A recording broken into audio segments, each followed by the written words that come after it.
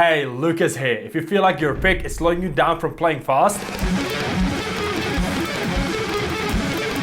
then in this video you'll learn what to exactly avoid so you can finally start shredding.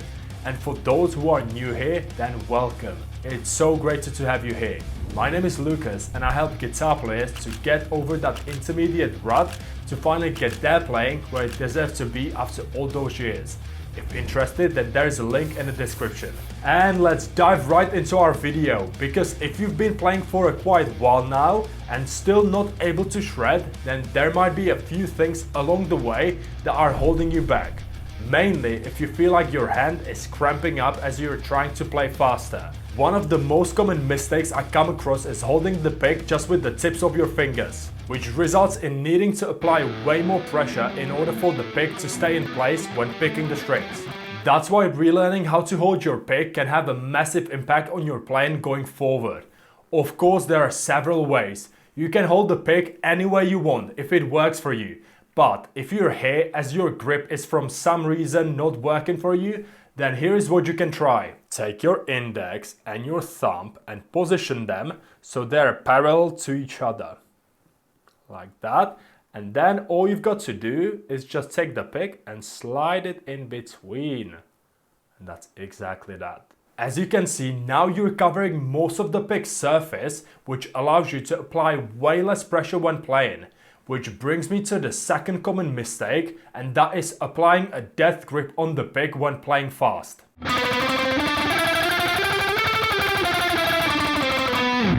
Of course, your pressure will change based on what you're playing. That's why you need to become aware of it and be able to be in charge. So when you have some brutal downpicking riff, then you, my friend, can go as hard on it as you want. But if you want to shred, play as fast as possible, then applying too much pressure will only slow you down and also sound not very nice.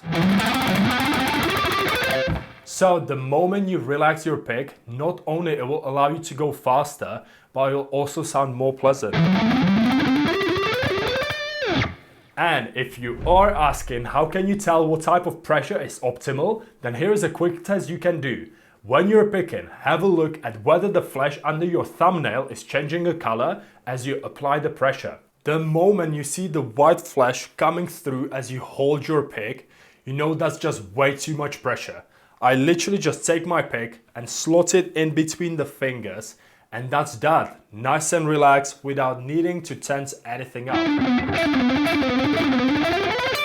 Simply as the more you tense up, the less breathing you do, the less oxygen your muscle gets, and the faster you cramp up and fatigue. So keep it nice and relaxed. And the last, third common mistake is the angle of your pick. We live in a day and age where everyone talks about only two ways of picking, and that is either your downward pick slanter or upward pick slanter. So let's first understand what they are, and then let me explain why I don't care about it. So downward pick slanting is when you tilt your wrist facing down, so it makes easier changing the strings on downstrokes. 1, 2, 3, 4, 5, 6, 1. Down, up, down, up, down, up, down. Upward pick slanting is tilting the wrist in the other direction so you're outside the strings, making it easier to change to the string below on the upstrokes. And we tilt it the other way. 1, 2, 3, 1. Down, up, down, up. Now, what do you do when you have different groupings on strings and you end up changing one string on downstroke, then the one below on upstroke? Do you just keep rotating your pick with every string? Down, down, up, down, up. This, from my experience and also my students, makes it so confusing.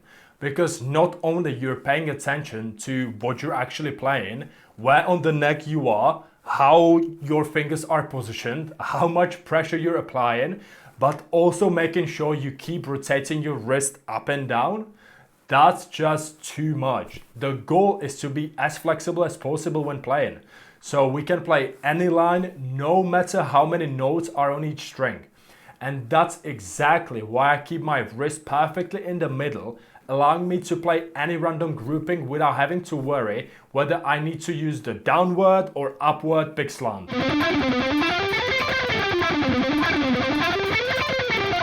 So, if you want to give it a try, here is how you do it. You just take the pick and place it perfectly flat onto the string, and then you just grab the pick with your fingers and naturally apply slight tilt to it. I hope you will benefit from it as much as my students did, and you will soon be able to shred at the speed you've always dreamt about. But make sure to now put everything we just went through into practice. And that's exactly what I've prepared for you, actual 5 minutes alternate picking workout that covers all of the important aspects and key movements of shredding that we just went through. So by the end of it, you'll be able to just shred across the entire neck.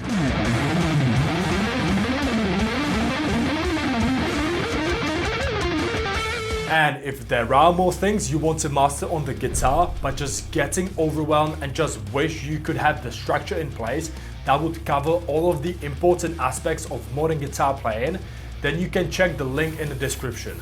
Don't worry, there is no webinar, free training, none of that. It's just a video of me telling you how I can help you to get there. Don't worry, I'm not planning on sitting here and telling you how this amazing program already helped so many players. You can check it out for yourself in your own time if you feel like you want to. But either way, I want to thank you so much for being here.